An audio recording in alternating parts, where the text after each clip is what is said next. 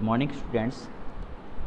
Today we will discuss some MCQ questions of class 12th physics chapter 1 for term 1 exam. Okay, क्योंकि term 1 MCQ based होने वाला है तो इसमें MCQ type questions हम discuss करेंगे चैप्टर वाइज. तो 3 टाइप के ऑब्जेक्टिव टाइप क्वेश्चंस आ सकते हैं. ठीक है, जैसे MCQ क्वेश्चन 3 टाइप के हो सकते हैं. जैसे ऑब्जेक्टिव टाइप, जैसे क्वेश्चन देख भी रहे हो. ठीक है, इस टाइप का क्वेश्चन आ सकता है. दूसरा असर्शन रीजनिंग टाइप क्वेश्चंस भी आ सकते हैं. 2 स्टेटमेंट दिए होंगे, एक असर्शन और एक रीजनिंग दिया होगा. ठीक है, असर्शन रीजनिंग टाइप क्वेश्चंस भी आ सकते हैं. Assertion and reason type. And third one case study based. Case study based questions. Okay, case study based questions. 3 type के क्वेश्चंस टर्म फर्स्ट में आ सकते हैं.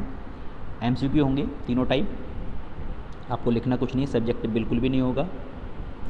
ओके, तो चैप्टर वाइज हम डिस्कस करेंगे. पहले chapter 1, then chapter 2, then chapter 3. Total 7 chapters आ रहे हैं. ठीक है, टर्म 1 में. Okay, question number 1 is electricity produced on rubbing is. Options are static electricity, B electromagnetic, C current electricity and D none of this.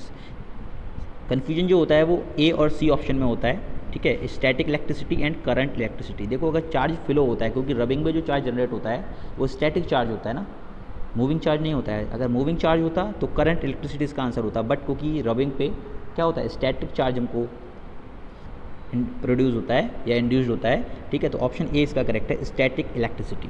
Okay, static charge की वजह से static electricity हो सकती है, करंट इलेक्ट्रिसिटी नहीं हो सकती है. तो इसका ए और सी में कन्फ्यूजन नहीं लेना है. ठीक है, इसका ऑप्शन ए करेक्ट होगा. Okay,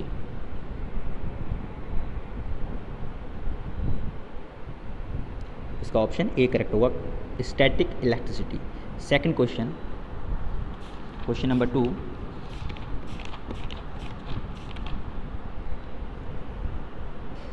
question number 2 is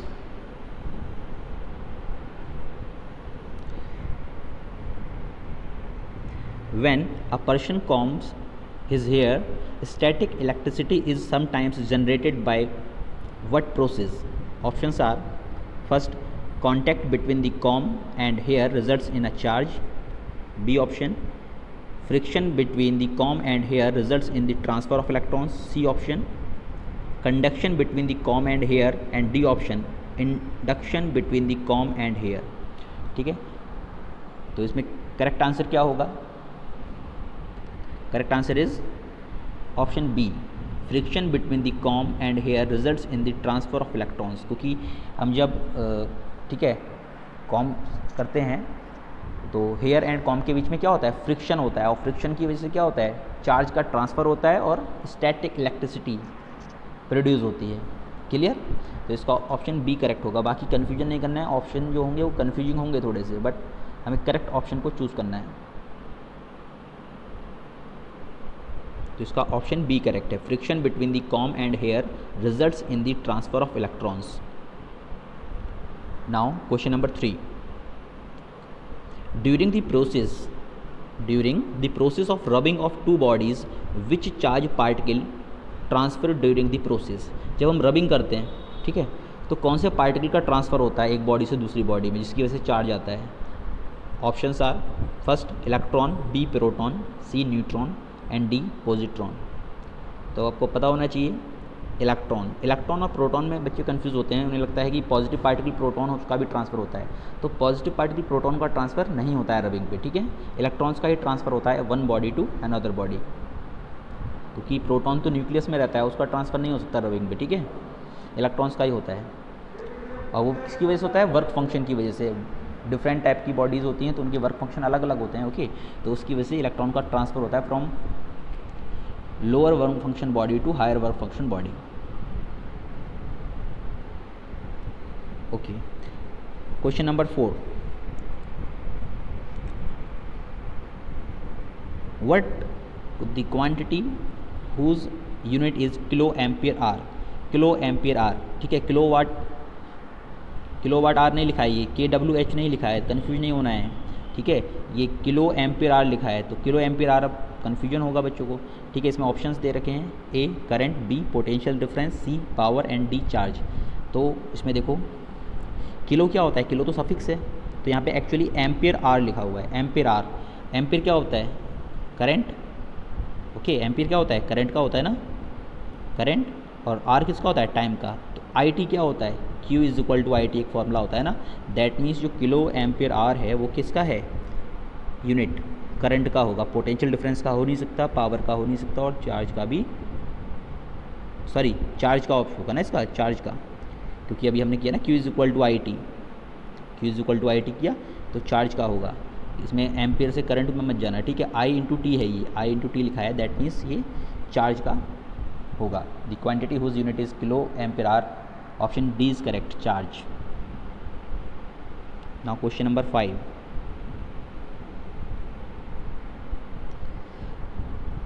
a body is positively charged, it implies that options are, first option देखो इसका A, there is only positive charge in a body.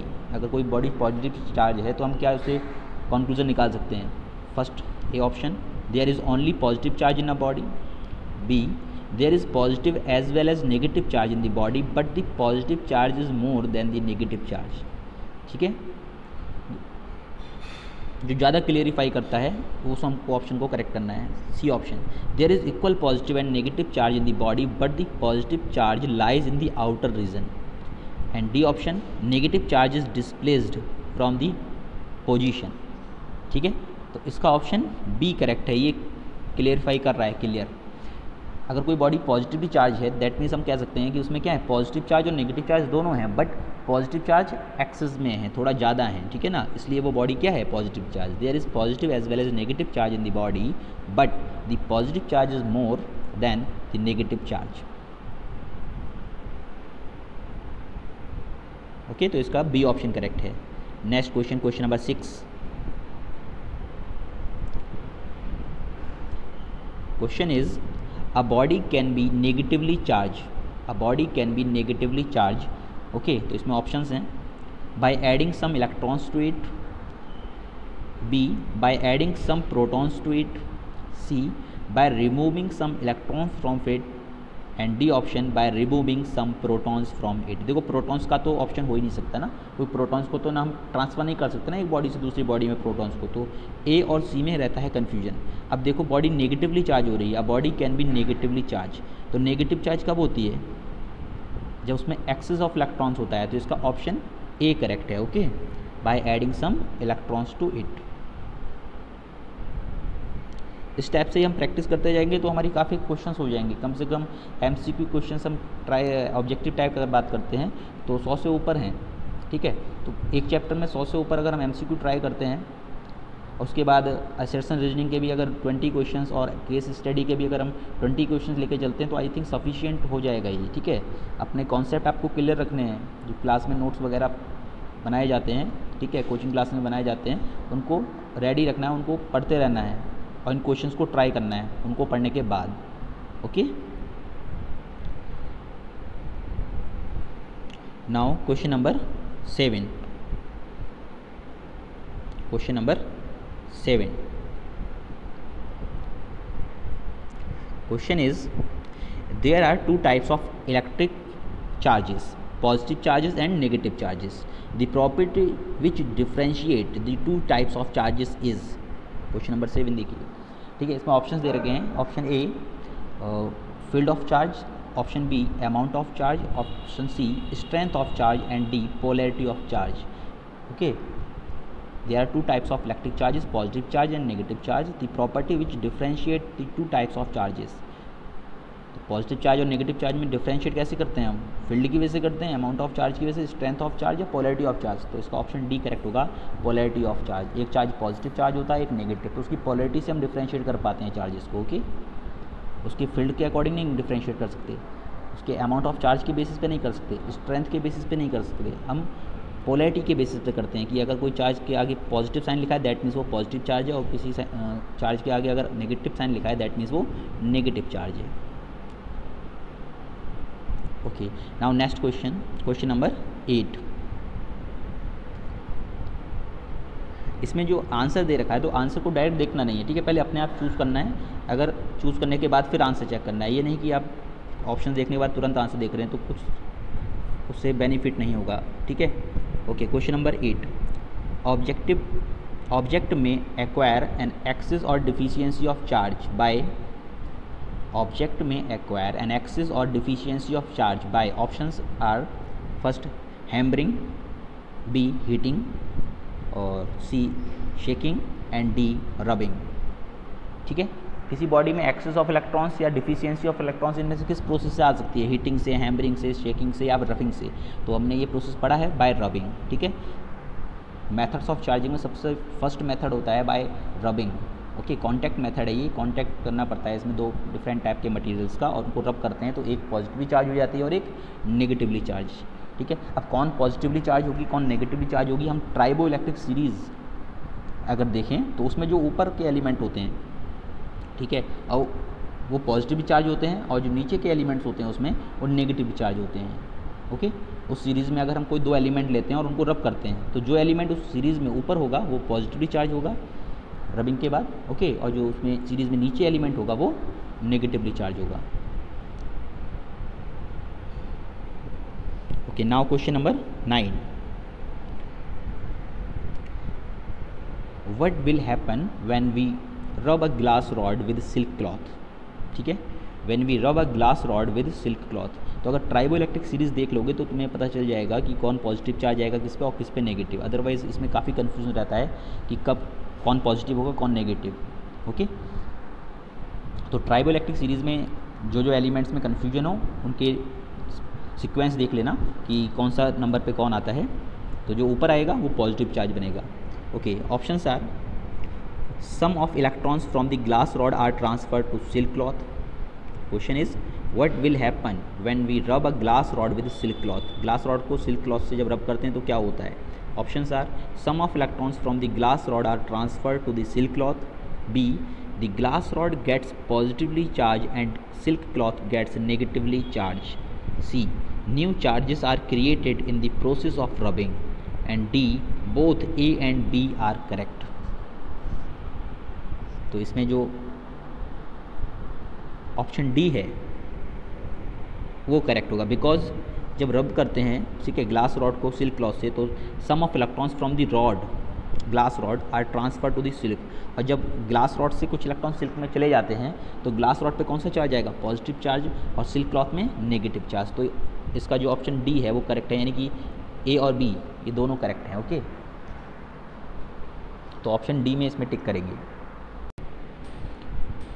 कि question number 10 is when two bodies are rubbed against each other they acquire, ठीक है।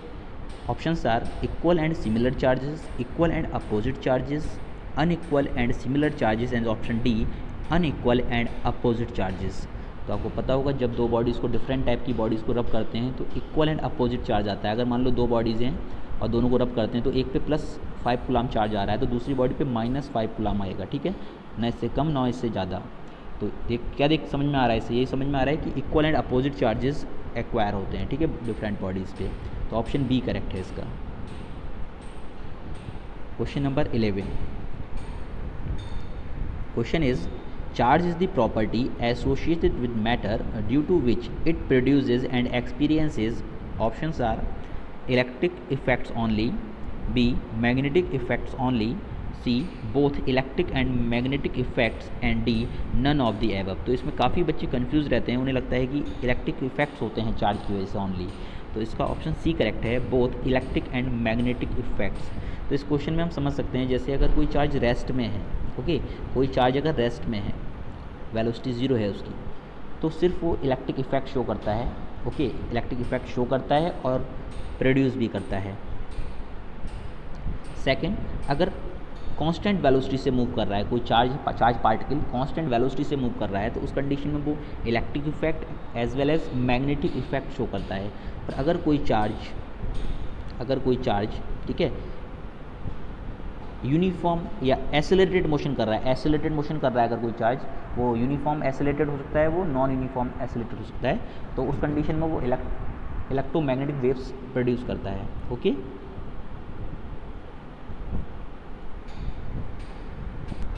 Okay question, तो इसका option C correct है,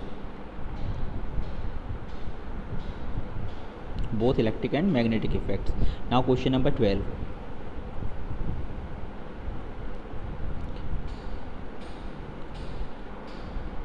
Question number 12. Question is, in journal, metallic ropes are suspended on the carriers taking inflammable materials. The reason is option A, to control the speed of the carrier, option B, to keep the center of gravity of the carrier nearer to the earth, option C, to keep the body of the carrier in contact with the earth, and D, none of the above. तो इसका option C correct है, to keep the body of the carrier in contact with the अर्थ.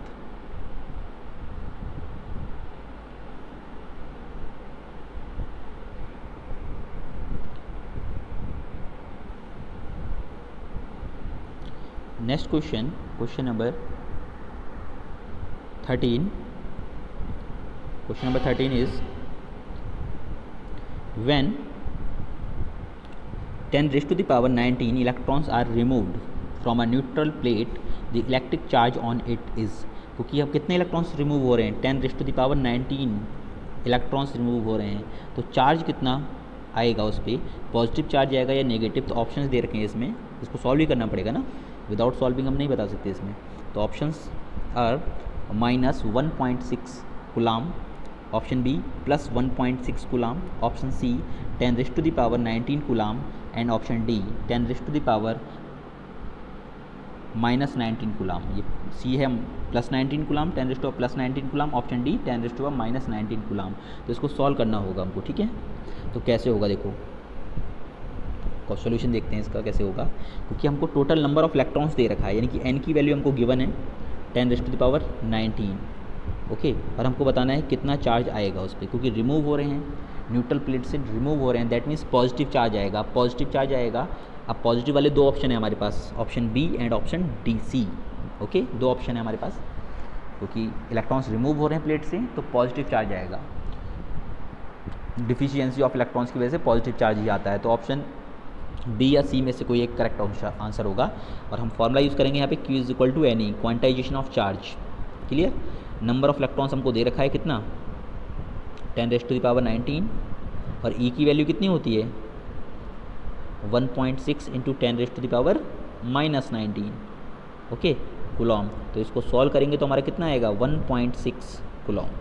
तो answer is +1.6 Coulomb. यहाँ पे हमने quantization of charge property use की है, okay. Now question number 14. Question number 14. Question is, when some charge is transferred to A, it readily gets distributed over the entire surface of A. If some charge is put on B, it stays at same place. Here A and B refers to. यहाँ पे दो conditions दे रखी हैं, एक A object है और एक B object है, ओके. जब A को हम चार्ज दे रहे हैं तो उसकी इंटायर सरफेस पे यूनिफॉर्मली डिस्ट्रीब्यूट हो जा रहा है, और जो B बॉडी है उस पर अगर हम चार्ज दे रहे हैं तो यूनिफॉर्मली डिस्ट्रीब्यूट इंटायर सरफेस पे नहीं हो रहा है. तो हमें बताना है ए और बी क्या हैं. Options are insulator conductor, B conductor insulator, C insulator insulator, and D conductor conductor. अब देखो ये तो हमें क्लियर है कि दोनों इंसुलेटर नहीं हो सकते और दोनों कंडक्टर नहीं हो सकते. तो ऑप्शन बी और ए में कन्फ्यूजन रहता है मोस्टली स्टूडेंट्स को. तो कैसे होगा देखो, क्योंकि हमें पता है कि जब हम किसी कंडक्टर को चार्ज देते हैं, ठीक है, ये पढ़ा होगा आपने थ्योरी जब स्टडी की होगी, तो जब किसी कंडक्टर को चार्ज देते हैं तो इंटायर सरफेस पे यूनिफॉर्मली डिस्ट्रीब्यूट हो जाता है वो चार्ज, ओके. तो इसका ऑप्शन बी करेक्ट होगा, यानी कि ए क्या है कंडक्टर और बी क्या है इंसुलेटर. इंसुलेटर में ऐसा नहीं होता है, अगर हम उसको चार्ज देते हैं तो इंटायर सरफेस पे यूनिफॉर्मली डिस्ट्रीब्यूट नहीं होता है, ओके. तो option B is correct. A is conductor and here B is insulator. Now question number 15. Question number 15. Question is, which of the following is responsible for the conduction of electricity in solids? Which of the following is responsible for the conduction of electricity in solids? Options are A, free electrons, B, anion and cation, option C, electron hole pair, and D, ionised particles. अब बात करें anion and cation की, तो ये chemistry का topic है ना। Chemistry में जो इलेक्ट्रोलाइट्स होते हैं वहाँ पे एनायन और कैटायन बनते हैं। अगर सी ऑप्शन की बात करें इलेक्ट्रॉन होल पेयर, तो ये सेमी कंडक्टर्स में बनते हैं। ओके, और जो डी हमारा है आयोनाइज्ड पार्टिकल, ये गैसेज में होता है। ओके, तो यहाँ पे जो ऑप्शन ए है वो करेक्ट होगा। सॉलिड की बात करें अगर सॉलिड्स की, तो सॉलिड्स में जो कंडक्शन ऑफ इलेक्ट्रिसिटी होता है ड्यू टू फ्री इलेक्ट्रॉन्स होता है। बाकी मैंने बता दिया कि जो एनायन एंड कैटायन होता है, ठीक है, ये इलेक्ट्रोलाइट्स में होते हैं। इलेक्ट्रॉन होल पेयर की बात करते हैं, तो इलेक्ट्रॉन होल पेयर की वजह से जो इलेक्ट्रिसिटी कंडक्शन ऑफ इलेक्ट्रिसिटी होता है वो सेमी कंडक्टर्स में होता है। और जो आयोनाइज्ड पार्टिकल की वजह से जो कंडक्शन ऑफ इलेक्ट्रिसिटी होता है वो गैसेज में होता है। ओके, तो सॉलिड्स की बात करें तो उनमें फ्री इलेक्ट्रॉन्स की वजह से होता है, तो option A is correct. Now question number 16, what is responsible for the conduction of electricity in liquids. Okay, liquids में कौन होगा कंडक्शन ऑफ इलेक्ट्रिसिटी के लिए responsible? A free electrons, B anion and cation, C electron hole pair and D ionized gas. अभी जैसे मैंने इससे पहले वाले क्वेश्चन का जो एक्सप्लेनेशन दिया उसके बेसिस पे भी अगर हम करते हैं तो इसका ऑप्शन बी करेक्ट होगा, anion and cation. Because electrolyte क्या होते हैं, मैंने बताया था इलेक्ट्रोलाइट में होते हैं ना एनायन कैटायन। इलेक्ट्रोलाइट क्या होते हैं, लिक्विड फॉर्म में होते हैं ना। तो ओके, तो conduction of electricity in liquids due to anion and cation, तो ऑप्शन बी करेक्ट है इसका। Okay, now next question, question number 17, question is which of the following material is the best conductor of electricity? Which of the following material is the best conductor of electricity? Options are A platinum, B gold, C silicon and D copper. Okay, which of the following material is the best conductor of electricity? तो यहाँ पे copper. Okay, copper is the correct answer. Okay,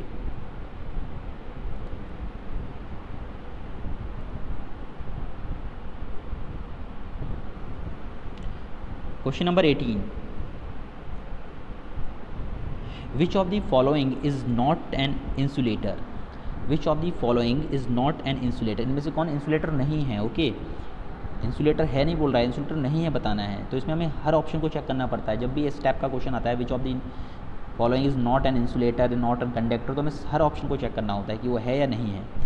A dry air, B diamond, C ebonite and D human body. तो इसमें बोला है कौन insulator नहीं है। इंसुलेटर नहीं है दैट मीन्स क्या होना चाहिए, कंडक्टर होगा वो। ठीक है, तो इसमें जो ऑप्शन डी है वो करेक्ट है, क्योंकि ह्यूमन बॉडी जो होती है ओके वो कंडक्टर की तरह बिहेव करती है।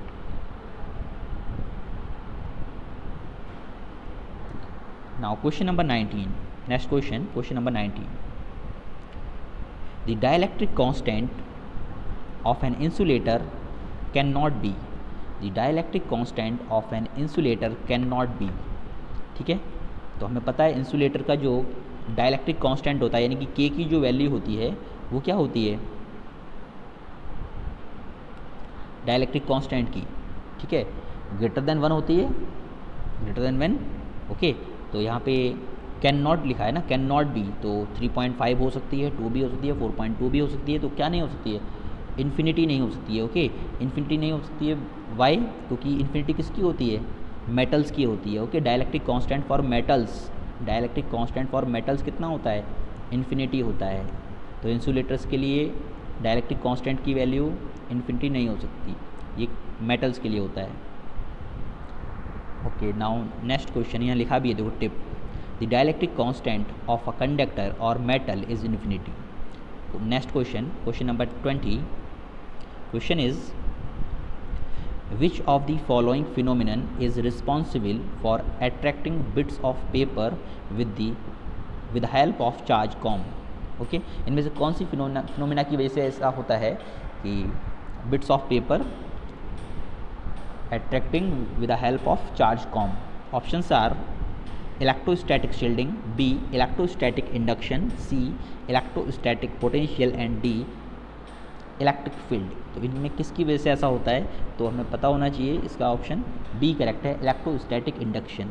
इलेक्ट्रोस्टैटिक इंडक्शन की वजह से ऐसा होता है, तो चार्ज पार्टिकल न्यूट्रल है। ओके, हम attraction between neutral body and charge particle भी होता है ना, अगर कोई न्यूट्रल बॉडी रखी है और उसके पास में हम कोई चार्ज पार्टिकल ले जाते हैं तो भी क्या हो सकता है, अट्रैक्शन हो सकता है उनके बीच में। ओके, ड्यू टू इंडक्शन जो न्यूट्रल बॉडी है उसमें चार्ज आ जाएगा। ओके, और चार्ज आ जाएगा तो दोनों चार्ज बॉडीज़ में अट्रैक्शन हो सकता है। ओके, तो इसमें यही फिनोमिना होती है इलेक्ट्रोस्टैटिक इंडक्शन। बाकी इसमें और ऑप्शंस करेक्ट नहीं है, क्योंकि पता होता है कि इलेक्ट्रिक फील्ड की वजह से कभी अट्रैक्शन नहीं होता, पोटेंशियल की वजह से अट्रैक्शन नहीं होता, इलेक्ट्रोस्टैटिक शील्डिंग, ठीक है, ये तो अट्रैक्शन से इसका कोई रिलेशन ही नहीं है।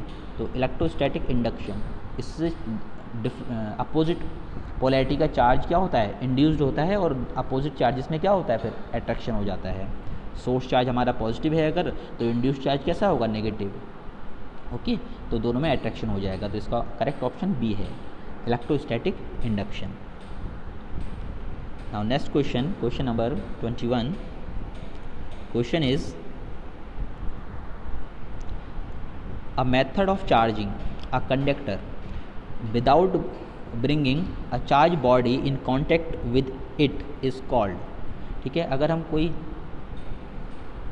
कंडक्टर है उसको चार्ज देना चाह रहे हैं, ठीक है, और विदाउट कांटेक्ट हुआ चार्ज बॉडी, तो कौन सा फिनोमिना होगा, कि कौन सी प्रोसेस होगी, वो हमें बताना है। Options are magnetization, B electrification, C electrostatic induction, and D electromagnetic induction. तो इसका ऑप्शन जो सी है वो करेक्ट है। Okay, electrostatic induction.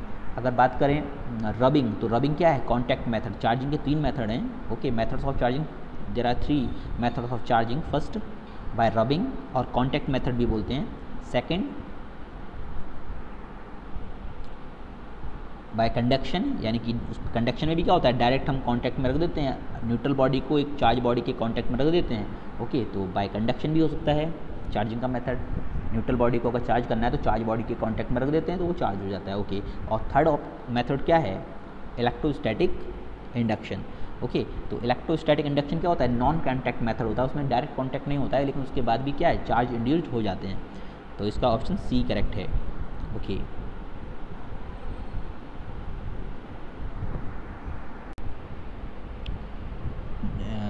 next question is question number 22. When a body is charged by induction, then the body, options are becomes neutral, b loses whole of the charge on it, c does not lose any charge, and d loses part of the charge on it. Okay, तो इसका option C correct है, does not lose any charge। अगर induction की वजह से कोई charge आता है, okay, when a body is charge by induction, then the body neutral तो होगी नहीं, चार्ज तो आएगा उस पर, ठीक है, loses whole of the charge on it, does not lose any charge, और D option loses part of the charge on it. तो इसका ऑप्शन सी करेक्ट है, कोई भी उसका पार्ट लूज नहीं होता है। ओके, ऐसा नहीं कि उसमें जो चार्ज था वो लूज हो जाएगा, ऐसा कुछ लूज नहीं होगा, उसमें कुछ भी पार्ट उसका लूज नहीं होता है। तो ऑप्शन सी करेक्ट है इसका। Question number 23। Question is, a cylindrical conductor is placed near another positively charged conductor. The net charge acquired by the cylindrical conductor will be, options are positively charged only, b negative charge only, c 0, and d either positive or negative। Question को एक बार दोबारा read करते हैं। A cylindrical conductor is placed nearer another positively charge conductor, the net charge acquired by the cylindrical conductor will be. तो इसका option C correct होगा, 0। ऐसा क्यों होता है, क्योंकि आपको पता है कि जो इंडक्शन मेथड होता है, इंडक्शन मेथड में 3 स्टेप होते हैं, तो उसका ये फर्स्ट स्टेप है। और फर्स्ट स्टेप में क्या होता है, कि हम एक न्यूट्रल बॉडी के पास में एक चार्ज बॉडी लेके आते हैं। ओके, चार्ज बॉडी लेके आते हैं, तो इसमें नेगेटिव एक साइड हो जाएगा, ओके, और पॉजिटिव दूसरी साइड में हो जाएगा। तो net charge on this body, second body, तो 0 ही रहता है। थर्ड स्टेप जो हम उसमें कंप्लीट करते हैं उसके बाद चार्ज होता है, ठीक है, इंडक्शन से चार्ज थर्ड स्टेप के बाद आता है। फर्स्ट स्टेप में न्यूट्रल ही रहता है बॉडी, सेकंड बॉडी न्यूट्रल रहती है फर्स्ट स्टेप के बाद। Okay, question number 24। Next question is, a conducting sphere is negatively charged. Which of the following statement is true? A conducting sphere is negatively charged. Which of the following statement is true? बताना है हमको. Options are A. The charge is uniformly distributed throughout the entire volume. B. The charge is located at the center of the sphere. C. The charge is located at the bottom of the sphere because of gravity. And D. Charge is uniformly distributed on the surface of the sphere. क्योंकि देखो conducting sphere है, तो conducting sphere है तो उसके अंदर तो charge zero रहता है ना. कंडक्टिंग स्फीयर के अंदर तो चार्ज जीरो रहता है, तो इसका ऑप्शन डी ही करेक्ट होगा. क्लियर. ऑप्शन बी और सी तो हो ही नहीं सकते. Charge located at the centre, अगर हम किसी कंडक्टिंग कोई बॉडी है उसको चार्ज देते हैं तो उसके सेंटर पे थोड़ी ना होता है, वो तो ज़ीरो होता है उसके अंदर चार्ज. तो ये पहला ऑप्शन बी हो नहीं सकता. C. The charge located at the bottom of the sphere because of gravity, ऐसा कोई भी रीज़न होता नहीं है. ऑप्शन ए क्या है? The charge is uniformly distributed through out the entire volume. Volume में नहीं होता है, पता होना चाहिए. ओके. जो कंडक्टर में चार्ज हम देते हैं वो उसके वॉल्यूम में प्रेजेंट नहीं होता है, उसके अंदर चार्ज जीरो होता है कंडक्टर की. तो एक ही ऑप्शन बचता है हमारा जो करेक्ट है, ओके, जो ट्रू है. The charge is uniformly distributed on the surface of the sphere. तो इसका ऑप्शन डी करेक्ट है. Okay. Question number 25. Question is what would happen if two identical bodies of opposite charge come in contact. Okay. अगर दो identical bodies है हमारे पास opposite charge की, एक positive charge एक नेगेटिव चार्ज, उनको कॉन्टैक्ट में रखते हैं तो क्या होगा? Options are charge is exchange. B. Charge is neutralized. C. Positive and negative charge is induced in both bodies. And D. Depends on the duration of the contact. तो सीधी सी बात है, इसमें ड्यूरेशन ऑफ कॉन्टैक्ट पे depend करता नहीं है. और चार्ज क्या होगा? चार्ज इज एक्सचेंज नहीं होगा. ऐसा नहीं कि जो अभी पॉजिटिवली चार्ज है कॉन्टैक्ट में लाने के बाद वो नेगेटिवली चार्ज हो जाएगी. तो ऑप्शन ए भी नहीं हो सकता, सी ऑप्शन भी नहीं होगा. तो इसका ऑप्शन बी करेक्ट होगा. Charge is neutralized. Okay. Neutralize means जिसमें फॉर एग्जांपल कोई पॉजिटिव चार्ज था, पॉजिटिवली चार्ज बॉडी थी, तो उसमें क्या है? Deficiency of electrons. तो वो डिफिशियंसी खत्म हो जाएगी उसकी. ठीक है. और जिसमें एक्सेस ऑफ इलेक्ट्रॉन्स थे तो एक्सेस ऑफ इलेक्ट्रॉन्स कम हो जाएंगे, यानी कि बैलेंस हो जाएगा, न्यूट्रलाइज हो जाएगा. दोनों बॉडीज़ न्यूट्रलाइज हो जाएंगी जब उनको कॉन्टैक्ट में रखेंगे हम. अगर चार्ज बॉडीज़ हैं अपोजिट नेचर की तो वो न्यूट्रलाइज हो जाएंगे. तो ऑप्शन इसका बी करेक्ट है. Charge is neutralised on both bodies. Question number 26. Which of the following is not a property of electric charge. Which of the following is not a property of electric charge? तो इसमें जब chapter ये start किया होगा तो उसमें starting में आता है प्रॉपर्टीज ऑफ इलेक्ट्रिक चार्ज. तो उसमें क्वांटाइजेशन आता है, एडिटिविटी ऑफ चार्ज भी आता है, कंजर्वेशन ऑफ चार्ज भी आता है. ठीक है. सुपर पोजिशन ऑफ चार्ज ये कभी नहीं आता है, ऐसी कोई प्रॉपर्टी नहीं होती है. ठीक है ना. एडिटिविटी ऑफ चार्ज कहते हैं उसको हम, बट उसको सुपर पोजिशन ऑफ चार्ज नहीं कहते ना. तो इसमें ऑप्शन डी करेक्ट है, यानी कि not a property of electric charge. Superposition of charge is not a property of electric charge. Okay. Now question number 27. Question number 27. Question is which of the following has the same charge as the base unit of charge. Okay. Fundamental charge हम small E को कहते हैं और small ई की value कितनी होती है? 1.6 × 10⁻⁻⁻⁹ coulomb. तो इनमें से कौन सा पार्टिकल ऐसा है जिसका जो चार्ज होता है वो बेसिक यूनिट ऑफ चार्ज यानी कि फंडामेंटल चार्ज के इक्वल ही होता है? A option electron, B proton, C positron and D both A and B. Okay. Both A and B. तो अगर मैं बात करूँ इलेक्ट्रॉन और प्रोटॉन की, तो इलेक्ट्रॉन पे चार्ज होता है वो होता है -1.6 × 10⁻⁻⁹ कूलाम. और प्रोटॉन पे जो चार्ज होता है वो होता है +1.6 × 10⁻⁻⁹ कूलाम. ओके. तो यहाँ पे ऑप्शन डी करेक्ट होगा, इलेक्ट्रॉन एंड प्रोटॉन. पॉजिट्रॉन में कंफ्यूज नहीं होना है. पॉजिट्रॉन क्या है? एक एलिमेंट्री पार्टिकल है, anti particle of electron. Okay, now next question number 28. Question number 28. Charge on a body is integral multiple of plus minus e. It implies the law of, options are conservation of charge, B conservation of mass, C conservation of energy and D quantization of charge. तो हमें पता है कि किसी भी body पे जो charge होता है वो इंटीग्रल मल्टीपल ऑफ ई के फॉर्म में होता है, यानी कि Q is equal to plus minus N E के फॉर्म में होता है। चार्ज किसी भी बॉडी पे ट्रांसफ़र हो सकता है जो, तो उसको क्वांटाइजेशन ऑफ चार्ज बोलते हैं। ओके, कंजर्वेशन ऑफ चार्ज में कंफ्यूज नहीं होना है, कंजर्वेशन ऑफ चार्ज का स्टेटमेंट अलग है। ओके, ये क्वांटाइजेशन ऑफ चार्ज का स्टेटमेंट लिखा है ऊपर। कंजर्वेशन ऑफ मास और कंजर्वेशन ऑफ एनर्जी तो ऑप्शन हो ही नहीं सकते हैं, तो कन्फ्यूजन जो होगा वो ए और डी में होगा, तो इसका करेक्ट ऑप्शन ऑप्शन डी है।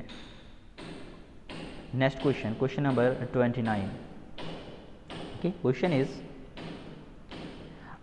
a polythene piece rubbed with wool is found to have a negative charge of 6 into 10 raised to the power minus 7 coulomb. The number of electrons transferred to polythene from wool is, इसमें हमको बताना है, ठीक है, कि कितने number of electrons transfer हुए होंगे पॉलीथीन से वूल में। क्वेश्चन में गिवन डेटा क्या है? ओके, जब रब करते हैं पॉलीथीन को वूल से तो the wool is found to have negative charge. Wool पे क्या है? नेगेटिव चार्ज आता है। नेगेटिव चार्ज इतना आता है, नेगेटिव चार्ज होने का मतलब है इसमें एक्सेस ऑफ इलेक्ट्रॉन्स हैं। कितने एक्सेस ऑफ इलेक्ट्रॉन्स हैं वो हम निकाल लेते हैं, ठीक है, कितने एक्सेस ऑफ इलेक्ट्रॉन्स हैं, क्योंकि हमें फॉर्मूला पता है Q is equal to plus minus N E. Okay, तो इस फॉर्मूले का यूज़ करेंगे और यहाँ से एन की वैल्यू निकाल लेंगे। टोटल चार्ज हमें पता है कितना दे रखा है, 6 into 10 raise to the power minus 7 coulomb. Okay, तो एन कितना हो जाएगा, Q अपॉन ई, और ई की वैल्यू होती है 1.6 into 10 raise to the power minus 19 coulomb. इसको सॉल्व करेंगे तो डिवाइड करने पे हमारा आंसर आएगा D option, 3.75 into 10 raise to the power 12 electrons. Okay, तो आज के इस वीडियो में इतना ही। नेक्स्ट क्लास में हम आगे के ऑब्जेक्टिव टाइप क्वेश्चंस डिस्कस करेंगे, ठीक है। कम से कम एक चैप्टर में 100 के अप्रॉक्स हम MCQ यानी कि ऑब्जेक्टिव टाइप क्वेश्चंस डिस्कस करेंगे। उसके बाद एसेशन रीजनिंग के 20 क्वेश्चंस एंड देन 20 और 30 questions of case study. Okay, thank you.